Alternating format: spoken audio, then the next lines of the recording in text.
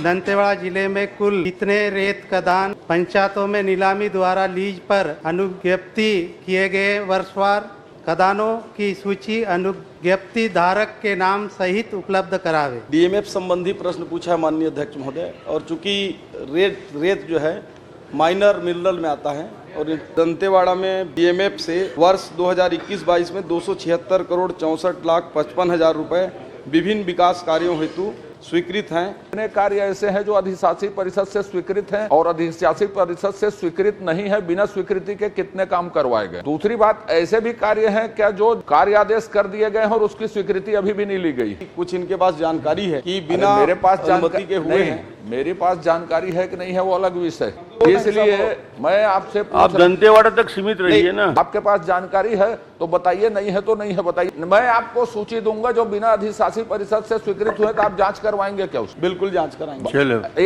श्रीमती रायमुनी, बस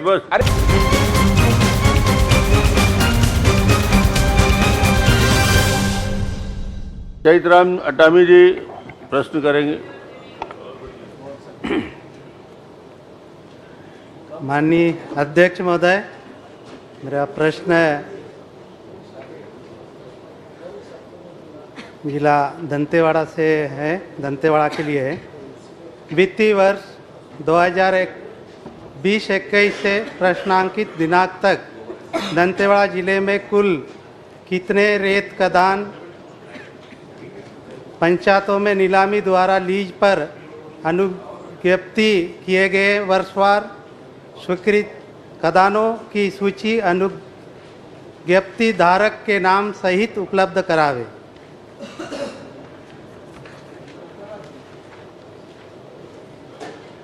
प्रश्नांक के पंचायतों को अनुज्ञप्ति रेत खदानों से कुल कितनी राशि रॉयल्टी के रूप में प्राप्त हुई, वर्षवार रेत खदानवार अनुज्ञप्ति धारक पंचायत के नाम सहित जानकारी उपलब्ध करावे। चलिए मंत्री जी। माननीय अध्यक्ष महोदय, माननीय सदस्य ने डीएमएफ संबंधी प्रश्न पूछा है माननीय अध्यक्ष महोदय, और चूंकि रेत जो है माइनर मिनरल में आता है और इनका प्रश्न हो जाए, और इनको अगर कोई उसकी जो जानकारी है उसकी सूची हम उपलब्ध करा देंगे अलग से। चलिए आपको उपलब्ध करा देंगे। और प्रश्न करिए। प्राप्त रॉयल्टी राशि से कितनी कितनी राशि संबंधित पंचायतों जनपद पंचायतों को प्रदान की जानी थी और कितनी कितनी राशि प्रदान की गई, पंचायत जनपदवार वर्षवार जानकारी उपलब्ध करावे। माननीय अध्यक्ष महोदय, ये रेत जो है डीएमएफ का मैंने शुरू में बताया कि ये उससे संबंधित नहीं है। डीएमएफ जो मेजर मिनरल्स हैं जो इनके रॉयल्टी केंद्र और राज्य को जाते हैं वो पुनः वापस आते हैं, जो राज्यों जिलों में आते हैं, जिलों में खर्च करना है। रेत गौड़ खनिज ये माइनर मिनरल है, मेजर मिनरल नहीं है। डीएमएफ का पैसा इसमें जमा नहीं होता, इसलिए इसमें उस प्रकार का कोई काम की जो जानकारी जा रहे हैं वो नहीं दिया जा सकता। पंचायतों जनपद पंचायतों को प्राप्त रॉयल्टी कितना कितना हिस्सा प्रदान किए गए जाने का प्रावधान है। प्रश्नांगा के पंचायतों जनपद पंचायतों को क्या उनके प्रावधानिक हिस्से की राशि प्रदान की गई? इसमें डीएमएफ नहीं मिलता। यदि नहीं तो क्यों? इस हेतु कौन अधिकारी जिम्मेदार है तथा उस पर क्या कार्यवाही की गई?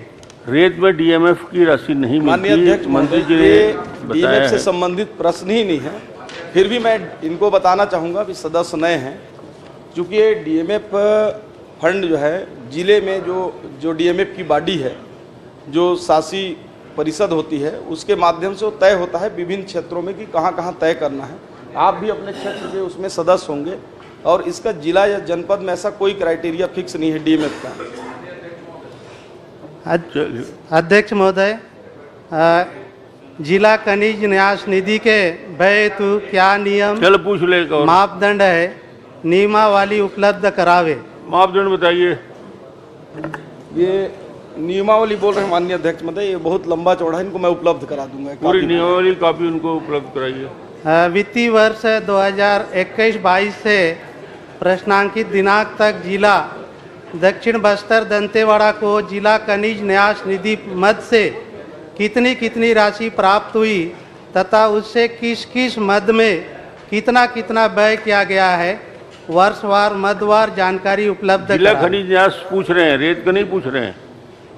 माननीय अध्यक्ष महोदय, दंतेवाड़ा में डीएमएफ से वर्ष 2021-22 में 276 करोड़ 64,55,000 रुपये विभिन्न विकास कार्यों हेतु वो प्राप्त हुए हैं और 238 करोड़ 46,86,000 रुपये स्वीकृत हैं एवं 196 करोड़ 79,81,000 रुपये व्यय किया गया। ठीक है, चलिए अजय जी, इसी में कोई प्रश्न, छोटा प्रश्न करना है? हाँ बिल्कुल। माननीय मंत्री जी, मैं आपसे जानना चाहूँगा कि खनिज विकास निधि में आपने अभी नियम में बताया है कि न्यास, अधिशासी न्यास की स्वीकृति से कार्य स्वीकृत होते हैं। 21-22 जो लिखित है उसमें से कितने कार्य ऐसे हैं जो अधिशासी परिषद से स्वीकृत हैं और अधिशासी परिषद से स्वीकृत नहीं है, बिना स्वीकृति के कितने काम करवाए गए? एक प्रश्न। दूसरी बात, ऐसे भी कार्य हैं क्या जो कार्यादेश कर दिए गए हैं और उसकी स्वीकृति अभी भी नहीं ली गई है? चलिए बस, काम हो गया है। माननीय अध्यक्ष महोदय, अभी तक की तो प्रक्रिया वही है कि अधिशासी परिषद में कार्यों का अनुमोदन लिया जाता है। फिर भी माननीय सदस्य, यदि कुछ इनके पास जानकारी है कि बिना मेरे पास अनुमति के हुए हैं, मेरे पास जानकारी है कि नहीं है वो अलग विषय है। उत्तर तो आप दे रहे हैं सरकार, इसलिए मैं आपसे आप दंतेवाड़ा तक सीमित रहिए ना। दंतेवाड़ा में ही सीमित हूं मैं। कि अधिशासी परिषद से, माननीय मंत्री जी, अधिशासी परिषद से स्वीकृत लेनी है।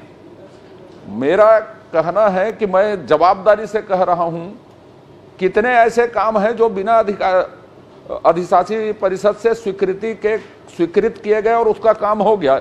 एक लाइन पूछा, आपके पास जानकारी है तो बताइए, नहीं है तो नहीं है बताइए, मैं फिर सूची दूंगा आपको। दूसरी बात, दूसरा प्रश्न लगा हुआ है, उसको सुन लीजिए। दूसरी बात, ऐसे कितने काम है जो बिना स्वीकृति के हो गए हैं, जिसका भुगतान हो गया है और किसके के भुगतान शेष है? चलिए,